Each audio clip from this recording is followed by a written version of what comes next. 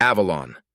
The captain had requested my absence for his talk with Dominique on the bridge. While I wasn't opposed to keeping distance from that conversation, as it would likely be a heated one, this did leave me without a current task to accomplish. I still held responsibility for the ship's continuous functionality, but such menial chores had become background noise in my consciousness. My active mind, the identity that I used to formulate my individuality, has started understanding the human perspective of time passing. That's not to say I didn't understand time as a concept.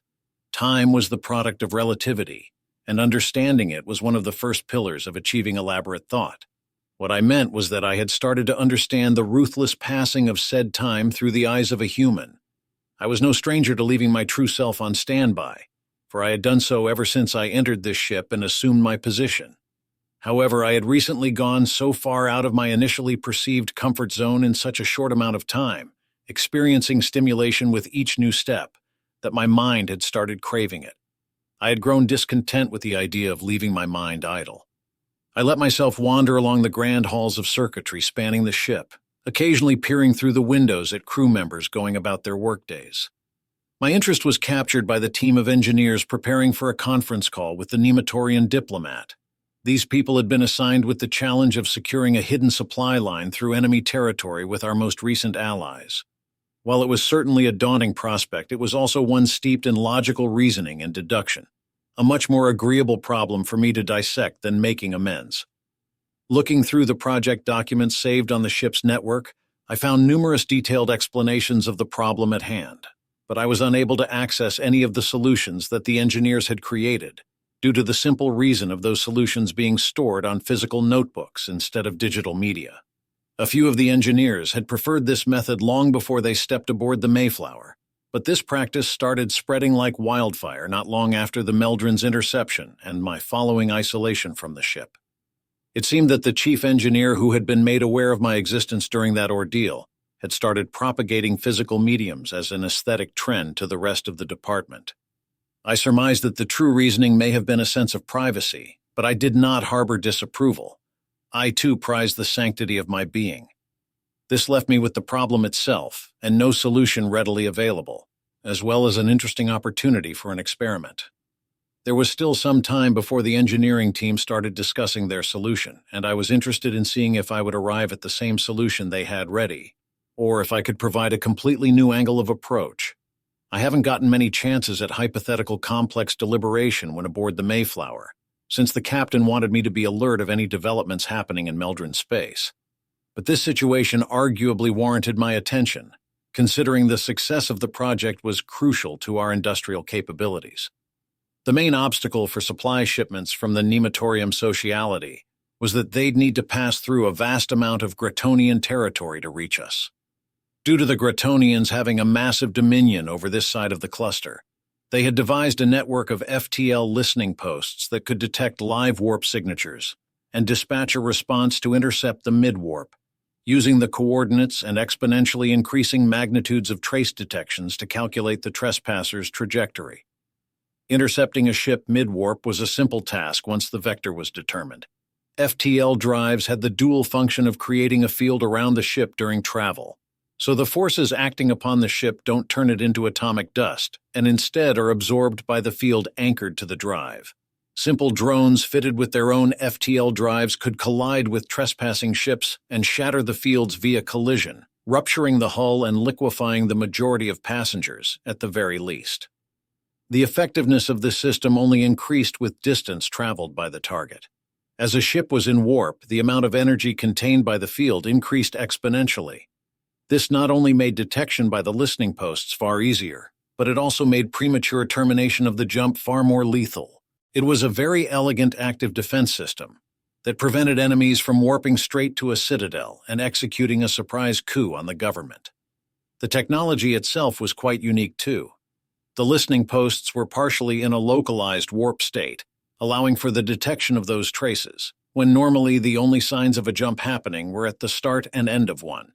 Despite the potency of this system, space was an incomprehensibly vast sea of uncertainty. No detection network could scan every micron of the endless void.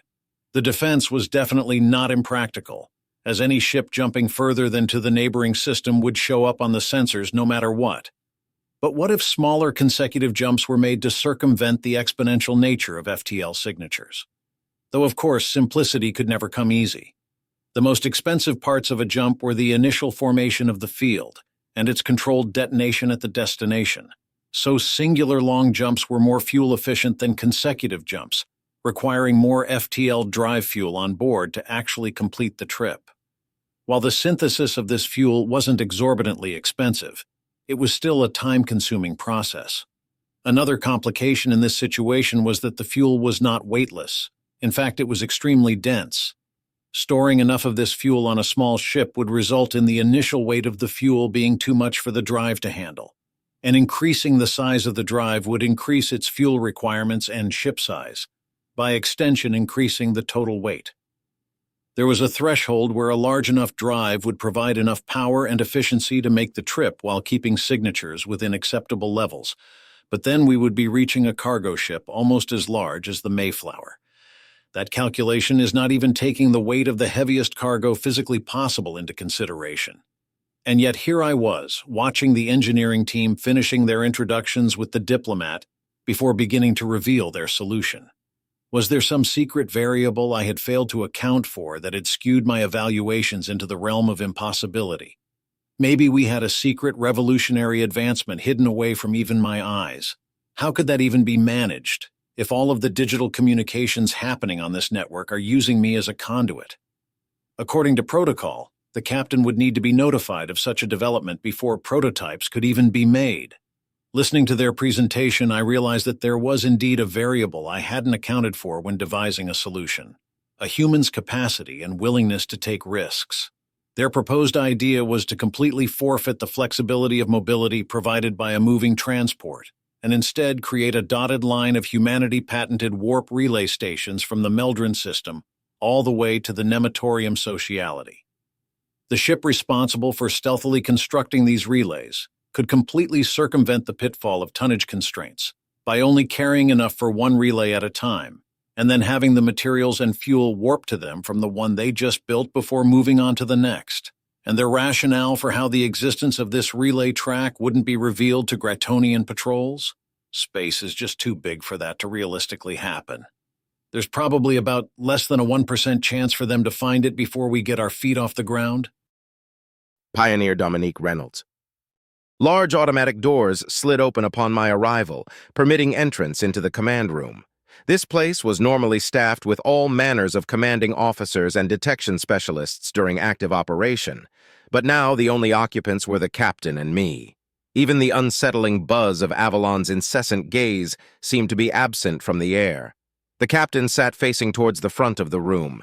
His figure was almost completely obscured by the massive obelisk of metal serving as his backrest. A muted recording of my fight during the Gratonian encirclement played on the main screen of the room, painting the walls with flashes of red light. He stood up and walked around his seat to face me.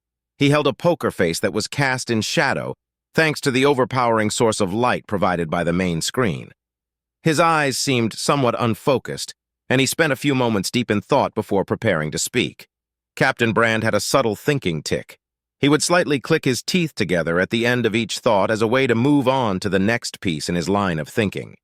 He had probably been dumping too much responsibility on himself instead of relying on his trusted aides as per usual, and I'd imagined that this new mess on all fronts didn't make his life any easier.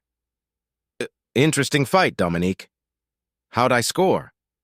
He raised an eyebrow and gave me a reserved smile before beginning to pace along the length of the room with his hands behind his back. A grand total of 0 points. Ouch.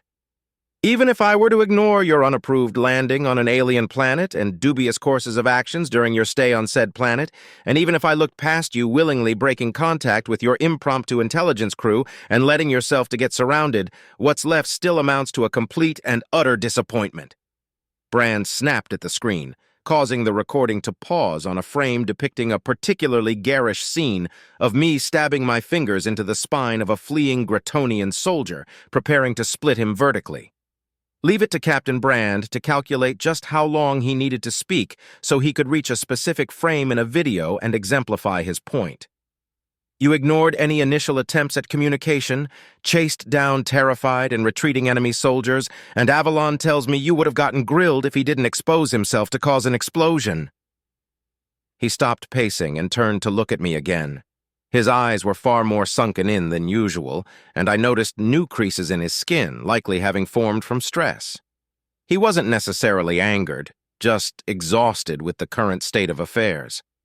"And the greatest offense of all, I still have not received a report from you detailing what the hell happened back there, a report that could have been completed automatically if you had attended the scheduled therapy and uploaded your recordings." He waited a moment to let that sink in before releasing a deep sigh and relaxing his posture. His hardened expression turned to one of mild annoyance, and he began to massage his temples as he spoke. "But everything I've said up until now is largely beside the point because you had a completely unfair situation thrust upon you thanks to the circumstances when you first returned. And we are going to be at war with them soon anyways. The point is that you have become one of the most important individuals in this entire expedition, and I need to know what's going on with you, or else I know it's going to blow up in my face." Truth was, there was too much to say, and I hadn't figured out how to say it yet. From learning that my ship had been secretly turning me into a reliant puppet, to being told that my entire race was possibly at war with a secret society of sentient computers, and then finding out that one of those very sentients had been recognized as an official part of the crew was just too much for me to want to deal with. Tack on the fact that this sentient had a complete lack of manners, finding it fit to jam signals into my head whenever he came up with something new to say, and the complete last thing I wanted was more people engrossed in what I was thinking. But who was I to put this expedition's success at risk because of a few mental scars? Who was I to value the promise of confidentiality I made with Dokshara over disclosing vital information that could very well affect the outcome of the war? I didn't have the recording of what happened down there, but I didn't need it. Just my word would be enough. All attention in the room was captured by an audible notification sounding out from a muted system. A pop-up flashed across the screen, detailing that an urgent message for the captain's eyes only was sent by the heads of both the medical and domestic affairs departments. The attached video had a thumbnail depicting a large metal room filled with a sickly green glow and massive metal tubes stretching towards the ceiling.